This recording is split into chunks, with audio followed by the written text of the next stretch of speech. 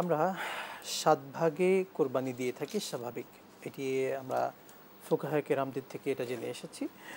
৭ ভাগের নিচে ৫ কিংবা ৬ কিংবা ৪ কিংবা ৩ এমন ভাগে কোরবানি দেওয়া যাবে কিনা? জি, অনেক ধন্যবাদ। আসলে রাসূল করিম সাল্লাল্লাহু আলাইহি সাল্লাম বলেছেন যে তোমরা গরু এবং উট এবং মহিষ, এটা মহিষ নিয়ে যদিও কিছু কথা আছে, তো এই ৩টি ব্যাপারে ৭ ভাগ পর্যন্ত কুরবানি দেওয়া যায়। এবং এই ব্যাপারে আমরা দেখি যে কিছু কিছু ২-১ জন ওলামায়ে কেরাম এখানে একটু দ্বিমত পোষণ করেন যে ৭ ভাগেও দেওয়া যাবে না। তবে আমাদের প্রশ্ন হচ্ছে যে ৭ ভাগের নিচে দেওয়া যাবে কিনা।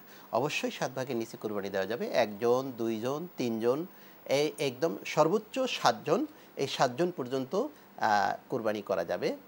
এখানে বলা হয়েছে সাবআ শব্দ, সাবআত মিনাল বাকার। গরুর থেকে ৭ এবং উট থেকে বাঈর থেকে ৭ জন, এই ৭ জন পর্যন্ত দেওয়া যাবে এবং তার নিচে ৫ জন, ৬ জন।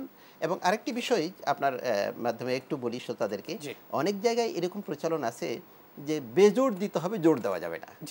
এটি একটি প্রশ্ন কিন্তু এখানে রয়ে গেছে। তো আপনার মাধ্যমে দর্শকদেরকে আমি ক্লিয়ার করতে চাই যে আসলে এখানে জোড় বেজোড়ের কোনো বিষয় নাই। এখানে সামর্থ্য অনুযায়ী কেউ ২ ভাগ, ৩ ভাগ, ৪ ভাগ, ৫ ভাগ, উপরে সর্বোচ্চ ৭ ভাগ পর্যন্ত কুরবানি দিতে পারবে, এতে কোনো সমস্যা নাই।